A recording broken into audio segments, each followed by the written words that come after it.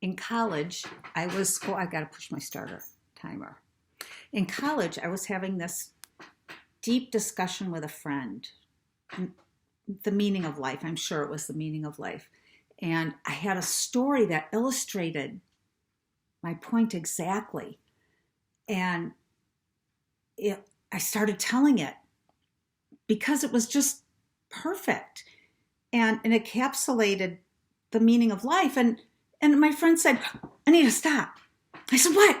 And she said, you told me this story already, and I'm embarrassed for you. And so I wanted to stop you before you told any more. And then there were two of us embarrassed.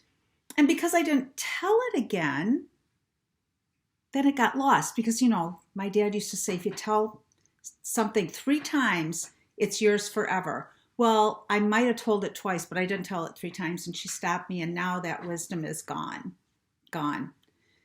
It could have made a difference in the world, but oh well, because, heaven forbid I tell a story twice. I tell stories so many times, but no longer do I say, stop me if you've heard this one. I just figured that they're like fine wine and they get better with the telling. That doesn't apply to wine, but you get the idea. So last week I took 2 of my grandsons to get haircuts, and on the way back, I said, I have a sad, tragic story about when I got a haircut when I was maybe 12 or 13. My mom was going to cut my hair because she didn't like long hair.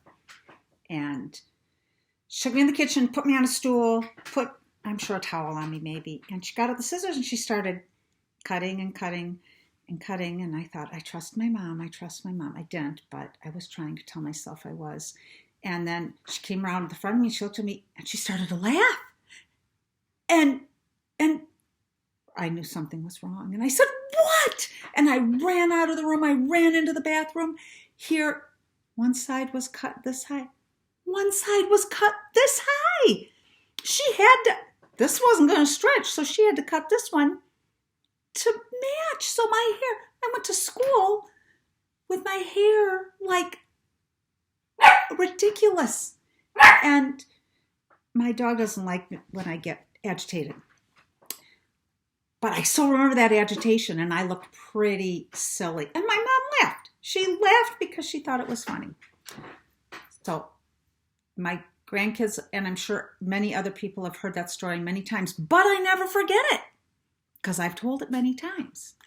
In my continuing quest to make sure I'm providing value, on my website, I'm going to try to link one of my favorite Thanksgiving songs, a rendition of For the Beauty of the Earth. And it's so beautiful. It just makes my heart soar. It's so beautiful.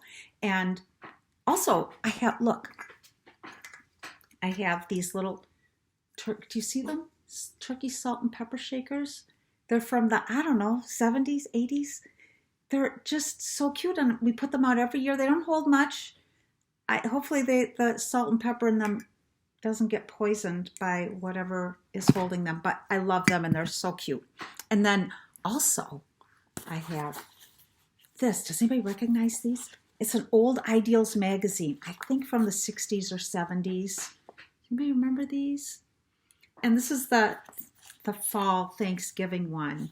And I think Ideals magazine is to blame for that I am the way I am. Look at these little creatures.